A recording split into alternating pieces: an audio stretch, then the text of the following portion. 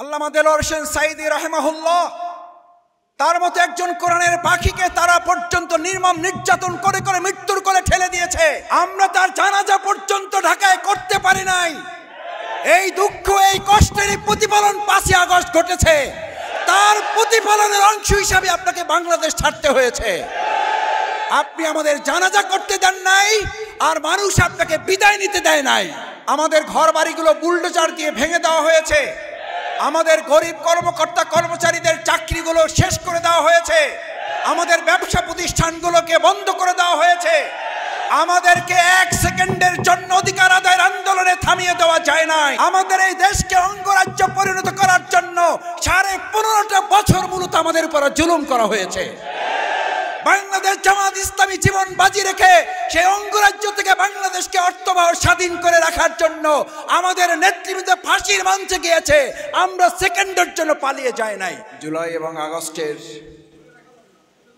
5 তারিখ পরবর্তী সময় পর্যন্ত ষড়যন্ত্র প্রতিরোধে শুধু বাংলাদেশ নয়, গোটা পৃথিবীতে যারা সোনার অক্ষরে নিজেদের নাম লিখিয়েছে, ইতিহাস তৈরি করেছে, আমাদের সেই সকল তরুণ যুবক ছাত্র সমাজের প্রতিনিধিত্বকারী ছাত্র শিক্ষার্থী বন্ধুরা, আজকের সমাজে উপস্থিত আমাদের সম্মানিত সুধী মণ্ডলী ভাই এবং বন্ধুগণ, মহান আল্লাহর দরবারে শুকরিয়া আদায় করছি যে আল্লাহ তাআলা আমাদের অসংখ্য শহীদের রক্তের বিনিময়ে বিশেষ করে বাংলাদেশের এই ঢাকার রাজধানীর বুকে 2টি গুরুত্বপূর্ণ অঞ্চলের সবচেয়ে বেশি জালিমের জুলুম এবং তাদের বুলেট আমাদের বুককে ঝাঁঝরা করেছে, শহীদ হয়েছে, আহত পঙ্গুত্ব বরণ করেছে। তার মধ্যে যে অঞ্চলটি গোটা বাংলাদেশ নয় পৃথিবীতে পরিচিতি পেয়েছে সেই অঞ্চল হচ্ছে যাত্রাবাড়ি, কদমতলী, শনির আখড়া এই অঞ্চল। আমরা এই অঞ্চলের সম্মানিত সুধী মণ্ডলী ছাত্র জনতাকে আজকে বিশেষভাবে আন্তরিক ধন্যবাদ, অভিনন্দন, কৃতজ্ঞতা জানাই। দেশের গুরুত্বপূর্ণ এই সড়ককে জুলুম এবং স্বৈরাচারের বিরুদ্ধে সমস্ত বন্দুকের নল এবং রক্তচক্ষুকে উপেক্ষা করে আপনারা বন্দুকের সামনে বুক পেতে দিয়ে যেভাবে এই জালিমের পতন নিশ্চিত করার জন্য ভূমিকা রেখেছেন, বাংলাদেশ জামাত ইসলামের পক্ষ থেকে আপনাদের আন্তরিক স্যালুট এবং ধন্যবাদ, কৃতজ্ঞতা জানাচ্ছি। আল্লাহ তাআলা আপনাদের এই সমস্ত কোরবানিকে কবুল করুন। আমাদের শহীদ যারা হয়েছেন তাদের প্রত্যেককে আল্লাহ তাআলা জান্নাতুল ফেরদাউসের উচ্চ মর্যাদা দান করুন। এখনো যারা পঙ্গু বরণ করে, এখনো যারা চোখ হারিয়ে, পা হারিয়ে, হাত হারিয়ে জীবনের একদম সন্ধিক্ষণে অত্যন্ত মারাত্মক আহত অবস্থায় চিকিৎসাধীন আছেন হসপিটালগুলোতে, বাসা বাড়িতে, আমরা তাদের জন্য প্রাণ ভরে দোয়া করি। আল্লাহ, এই স্বাধীনতা যোদ্ধা বীর যোদ্ধাদেরকে আপনি মেহেরবানি করে আপনার গায়েবী মদত দিয়ে, দয়া, অনুগ্রহ, নিরাপত্তার চাদর দিয়ে কামিলায় শিফায় কামিলা আজিলা দান করে তাদের পরিবারের কাছে ফিরে আসার তৌফিক আপনি দান করেন। সম্মানিত ভাইয়েরা, আজকে যেই স্বস্তির নিঃশ্বাস নিয়ে আমরা এখানে বসেছি, 5 তারিখ দুপুর পর্যন্ত আমরা এটা কেউ কল্পনাও করতে পারিনি যে আল্লাহ তাআলা তার নিজস্ব পরিকল্পনায় এই চূড়ান্ত বিজয় কিংবা সফলতা আমাদেরকে দিয়েছেন, যে জালিমের হাত থেকে, যে স্বৈরাচারের হাত থেকে, যে জগদ্দল পাথর থেকে আমাদেরকে হেফাজত করেছেন। আমরা আমাদের অন্তরের অন্তঃস্থল থেকে আর একবার হৃদয়ের সমস্ত আবেগ উজাড় করে সিজদা অবনত চিত্তে মস্তক অবনত করে ওই আল্লাহর প্রতি শুকরিয়া আদায় করি। আমরা সকলে বলি আলহামদুলিল্লাহ। আমরা আল্লাহর কাছে তৌফিক কামনা করি, আল্লাহ, যে সুন্দর বাংলাদেশ, যে নতুন বাংলাদেশ, যে নতুন স্বাধীনতা আমাদেরকে আপনি দান করেছেন, একান্ত মেহেরবানি করে আমাদের এই রক্ত, আমাদের এই জীবন, আমাদের এই শাহাদাতকে সামনে রেখে আপনি যে সুন্দর বাংলাদেশ আমাদেরকে দিয়েছেন, আমাদের 2024 সালের 5ই আগস্টের পিছনের সেই ঈদ কালো অধ্যায় আমাদেরকে যেন আর ফিরে যেতে না হয়, আপনি আমাদের সেজন্য কবুল করেন। সম্মানিত ভাইয়েরা, শ্রমিকরা জীবন দিয়েছে, কুলি জীবন দিয়েছে, মজুর জীবন দিয়েছে, সাহিত্যিক, সাংবাদিক, বুদ্ধিজীবী, শিক্ষক, ওলামায়ে কেরামগণ জীবন দিয়েছে। এত শহীদের রক্তে অর্জিত বৈষম্যহীন এই সুন্দর বাংলাদেশ আর কোনো ষড়যন্ত্রের কাছে হেরে গিয়ে আবার বৈষম্যের বাংলাদেশে পরিণত হোক, আমরা একজন মানুষ বেঁচে থাকতেও তা আর ভবিষ্যতে হতে দেওয়া হবে না। কারণ এটি এই শহীদের রক্তের প্রতি আমাদের সবচেয়ে বড় দায়বদ্ধতা। বাংলাদেশ জামাত ইসলামী আপনারা জানেন, ইতিমধ্যে প্রত্যেক শহীদ পরিবারের কাছে আমরা পরিবারের একজন সদস্য হিসাবে তাদের পাশে দাঁড়ানোটা দায়িত্ব মনে করে, তাদের পরিবারের একজন গর্বিত সদস্য হওয়ার আত্মতৃপ্তি লাভ করার জন্য, তাদের পরিবারের একজন সদস্য হওয়ার আকাঙ্ক্ষা থেকে আমরা আমাদের সীমিত সামর্থ্য নিয়ে আমরা ইতিমধ্যে তাদেরকে 1 লক্ষ টাকা করে দেওয়া হয়েছে। পরবর্তী প্রত্যেক পরিবারকে, ওই পরিবার সহ সবাইকে আমরা আমিরে জামাত ডাক্তার শফিকুর রহমানের পক্ষ থেকে 2 লক্ষ করে টাকা তাদের দেওয়ার জন্য ইতিমধ্যে কার্যক্রম পরিচালিত হচ্ছে। আমরা এই শহীদ পরিবারে দেখতে যাইনি কে জামাত ইসলামী, কে ইসলামী ছাত্র শিবির, কে অন্য দলের। আমরা বলেছি আন্দোলনে যারাই জীবন দিয়েছে তাদের প্রত্যেক পরিবার আমাদেরই পরিবার। এই ভাই আমাদেরই ভাই, এই পরিবারটি আমাদেরই পরিবার। তাদেরকে দেখাশোনার জন্য আল্লাহর সাহায্য চাই। আর আমরা আমাদের সীমিত সামর্থ্য নিয়ে দুনিয়াবী দৃষ্টিতে যা করা প্রয়োজন আমরা সবটুকু করব ইনশাআল্লাহ। আহত পঙ্গুত্ব ভাইদের জন্য বাংলাদেশ জামাত ইসলামী ঢাকা মেডিকেল, সোহরাওয়ার্দী মেডিকেল, পঙ্গু হাসপাতাল সহ হৃদরোগ ইনস্টিটিউট এবং সিএমএস সহ যেখানে আমাদের প্রাইভেট মেডিকেলগুলো প্রত্যেকটিতে ঢাকা মহানগরী দক্ষিণ জামাতের পক্ষ থেকে আমরা প্রত্যেকের কাছে যাওয়ার চেষ্টা করেছি। যারা বাসা বাড়িতে চিকিৎসা নিচ্ছেন তাদের দায়িত্বশীলদের মাধ্যমে আমরা বলেছি প্রত্যেকের পরিবারের কাছে গিয়ে আমাদের পক্ষ থেকে তাদের জন্য দোয়া এবং একই সাথে তাদের চিকিৎসার সমগ্র ব্যয়ভার তারা যতটুকু বহন করে ফেলেছেন, বাকি সবটুকু ব্যয়ভার যখন আমরা জানতে পেরেছি বাংলাদেশ জামাত ইসলামীর পক্ষ থেকে আমরা সমস্ত ব্যয়ভার আমাদের সীমিত সামর্থ্যের মধ্য থেকে সবটুকু আমরা গ্রহণ করেছি। এটা কি আমাদের দায়িত্ব ছিল না? ছিল না? কারণ এই সমস্ত স্বাধীনতা যোদ্ধা, বীর মুক্তি যোদ্ধারা, বীর যোদ্ধারা জীবন বাজি রেখে হাত হারিয়ে, পা হারিয়ে, চোখ হারিয়ে যে সুন্দর এক স্বস্তির নিঃশ্বাস ফেলার বাংলাদেশ আমাদেরকে তারা উপহার দিয়েছে, এরকম একটা বাংলাদেশ দিতে পেরে আমরা হসপিটালে তাদেরকে জিজ্ঞেস করেছি, তার পা হারিয়ে গেছে, তার চোখ অন্ধ হয়ে গেছে, তার হাত কেটে ফেলতে হয়েছে, কিন্তু আমরা তাকে জিজ্ঞেস করেছি আপনার কি কোনো কষ্ট আছে? তিনি হাসি দিয়ে বলেছেন আমি এরকম একটা সুন্দর বাংলাদেশ দেখার পর আমার পা হারিয়ে গেছে, আমার চোখ হারিয়ে গেছে, আমার হাত হারিয়ে গেছে, আমার কোনো দুঃখ নেই। যেই বাংলাদেশে স্বৈরাচারী শেখ হাসিনা নেই, এরকম বাংলাদেশে আমার হাত পা না থাকলেও আমার কোনো আপত্তি নেই। তার মানে আমাদের এই পা হারা, আমাদের এই হাত হারা, আমাদের এই চোখ হারা, আমাদের এই শিক্ষার্থী ছাত্র জনতা, আমাদের এই কুলি মজুর শ্রমিক ভাইয়েরা জীবন বাজি রেখে যে সুন্দর বাংলাদেশ নিয়ে এসেছেন, সেই বাংলাদেশকে এগিয়ে নিয়ে যাওয়ার দায়িত্ব পালন করতে গিয়ে যদি আমাদেরকেও জীবন দিতে হয়, এই জীবন দেওয়ার জন্য কি আমরাও সবাই প্রস্তুত থাকবো ইনশাআল্লাহ? আল্লাহ তাআলা আমাদের সব হাতগুলো কবুল করুন। সম্মানিত ভাইয়েরা, আজকের এই হাত তোলায় শুধু আমাদের দায়িত্ব নয়, আমরা আপনাদেরকে বলেছি বাংলাদেশ জামাত ইসলামীর 2008 সালের পর থেকে আমাদের অফিসগুলো বন্ধ করে দেওয়া হয়েছে। দেশপ্রেমের এই চেতনাকে লালন করার অপরাধে, ইসলামের কথা বলার অপরাধে, মানুষের অধিকারের কথা বলার অপরাধে আমাদের শীর্ষ নেতৃবৃন্দকে ফাঁসিতে ঝুলানো হয়েছে। আমাদের ঘর বাড়িগুলো বুলডোজার দিয়ে ভেঙে দেওয়া হয়েছে। আমাদের গরিব কর্মকর্তা কর্মচারীদের চাকরিগুলো শেষ করে দেওয়া হয়েছে। আমাদের ব্যবসা প্রতিষ্ঠানগুলোকে বন্ধ করে দেওয়া হয়েছে। আমাদেরকে 1 সেকেন্ডের জন্য অধিকার আদায়ের আন্দোলনে থামিয়ে দেওয়া যায় নাই।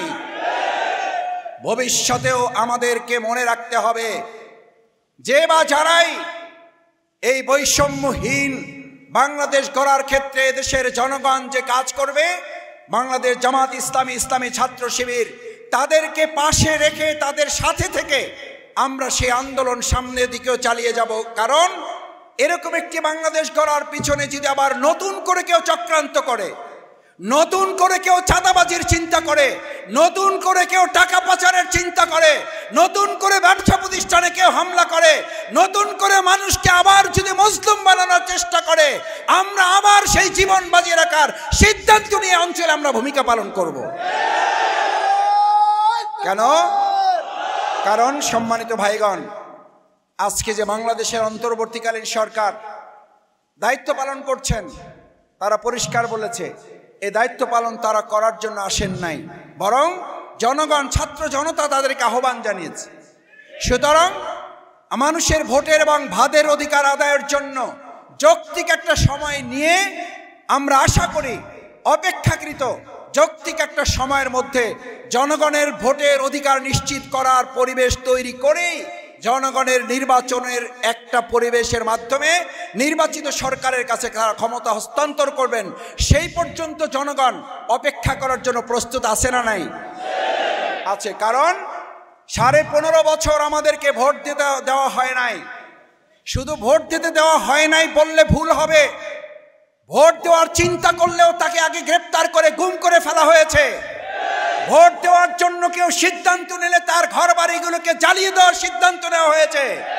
সুতরাং সেই 15.5 বছরের অন্তর্জ্বালা যারা আমরা বুকে ধারণ করেছি, মাসের পর মাস নয়, বছরের পর বছর, একবার নয় একাধিকবার আমাদেরকে জেলখানায় নিয়ে আসা হয়েছে। এখানে এমন অনেক মুসলিম ভাইরা আছেন যারা নিজেরা মনে করেন আমাদের বেঁচে থাকার কথা না, আমরা এখন বোনাস লাইফ মেনটেন করছি। সেই সমস্ত মানুষকে সামনে রেখে আমাদের ছাত্র জনতার এই রক্তকে ব্যর্থ করার সমস্ত চক্রান্ত আমরা প্রতিহত করব। সম্মানিত ভাই এবং বন্ধুগণ, আমাদের এই প্রিয় মাতৃভূমি বাংলাদেশ, এই ছোট্ট একটা বাংলাদেশে এত জনগোষ্ঠী, আলহামদুলিল্লাহ এটা সম্পদ। এখানে হিন্দু, এখানে মুসলিম, এখানে বৌদ্ধ, এখানে খ্রিস্টান, এখানে বুদ্ধিজীবী, এখানে লেখক, সাহিত্যিক, সাংবাদিক, ওলামায়ে কেরাম, কুলে মোটে মজুর, কৃষক, শ্রমিক জনতা, সকলের অধিকার নিশ্চিত করে আমরা একজন মর্যাদাবান সম্মানিত নাগরিক হিসেবে বসবাস করার জন্য বাংলাদেশের মালিকানা এক ব্যক্তির, এক পরিবারের কাছে এতদিন জিম্মি হয়ে পড়েছিল। আজ বাংলাদেশ জামাত ইসলামী কথা দায়িত্বহীন কণ্ঠে বলতে চায়, 18 কোটি মানুষের কাছে এই বাংলাদেশের মালিকানা আমরা হস্তান্তর করতে চাই। কোন একজন ব্যক্তি, কোন একটা পরিবার, কোন একটা দলের কাছে আর এই বাংলাদেশকে আমরা জিম্মি করতে দেব না। কারণ আমাদের এই সংবিধানে পরিষ্কার উল্লেখ করা আছে, পরিবারতান্ত্রিক বাংলাদেশ না গণতান্ত্রিক? গণপ্রজাতন্ত্র না পরিবার প্রজাতন্ত্র? গণপ্রজাতন্ত্র না দল প্রজাতন্ত্র? সুতরাং আমাদের সংবিধানের যারা বারবার সংবিধানের কথা বলেন, সংবিধানকে যারা শ্রদ্ধা করেন, সম্মান করেন, আমরা তাদেরকে সংবিধান এবং ইসলামের দৃষ্টিকোণ সামনে রেখে আহ্বান জানাতে চাই, আমরা নতুন করে আবার কোনো ব্যক্তি, আবার কোনো পরিবার, আবার কোনো দলের কাছে আমাদের এই দেশের মানুষকে জিম্মি করতে চাই না। কারণ মানুষের জিম্মি দশা থেকে মুক্তির জন্যই, ওই বৈষম্য থেকে বেরিয়ে এসে প্রত্যেকের অধিকার নিশ্চিত করার জন্যই আমাদের ছাত্র জনতা জীবন বাজি রেখে এই ভূমিকা পালন করেছে। সেই ভূমিকার ধারাবাহিকতা রক্ষা করার জন্য আমাদেরকে 3টি কাজের সিদ্ধান্ত আজকে এখানে গ্রহণ করতে হবে। সম্মানিত ভাই এবং বন্ধুগণ, প্রথম কথা হচ্ছে, আজকে বাংলাদেশের সবচেয়ে বড় সংকট সততা, দক্ষতা এবং দেশপ্রেমের। বাংলাদেশ জামাত ইসলামী সততার পরীক্ষায় 2001 থেকে 2006 সাল পর্যন্ত সরকার পরিচালনা করেছে। আপনাদের ভালো মনে থাকার কথা, আমাদের জাত শত্রু বলে যারা পরিচয় পান, তারাও চ্যালেঞ্জ করে আমাদের 2 জন মন্ত্রীর বিরুদ্ধে 1 টাকার দুর্নীতি তারা প্রমাণ করতে পারে নাই। তার মানে সততার দৃষ্টিতে জামাত ইসলামী মানুষের কাছে প্রমাণিত।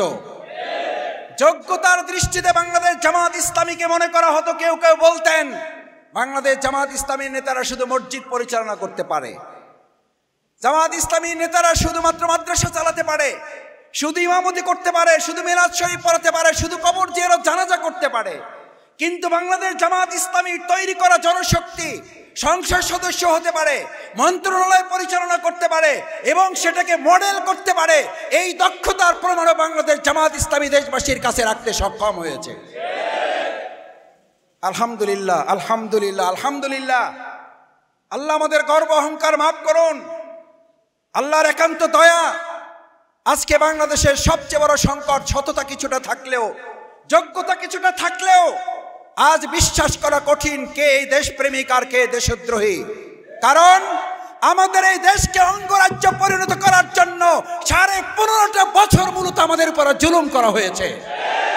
বাংলাদেশ জামাত ইসলামী জীবন বাজি রেখে সেই অঙ্গরাজ্য থেকে বাংলাদেশকে অর্থবহ স্বাধীন করে রাখার জন্য আমাদের নেতৃবৃন্দ ফাঁসির মঞ্চে গিয়েছে, আমরা সেকেন্ডের জন্য পালিয়ে যায় নাই। দেশপ্রেমের সেই পরীক্ষায় বাংলাদেশ জামাত ইসলামী পাশ করেছে না ফেল করেছে? আপনাদের ভালো করে মনে থাকার কথা, জামাত ইসলামের নেতৃবৃন্দকে প্রথম গ্রেপ্তার করার সিদ্ধান্ত হয়েছিল টিপাইমুখবাদের বিরুদ্ধে আমরা যখন আন্দোলন শুরু করেছিলাম। 2008 সালের নির্বাচনের পর যখন তারা দেখলো জামাত ইসলামী, মনে হয় তারা মনে করেছিল নির্বাচনের মাধ্যমে জামাত ইসলামী শেষ। এরপরে যখন টিপাইমুখবাদের বিরুদ্ধে আমরা বললাম এদেশের জনগণের অধিকার আদায়ের আন্দোলনে বাংলাদেশ জামাত ইসলামীর যতটুকু সামর্থ্য আছে সবটুকু সামর্থ্য নিয়ে আমরা লড়াই সংগ্রাম চালিয়ে যাব।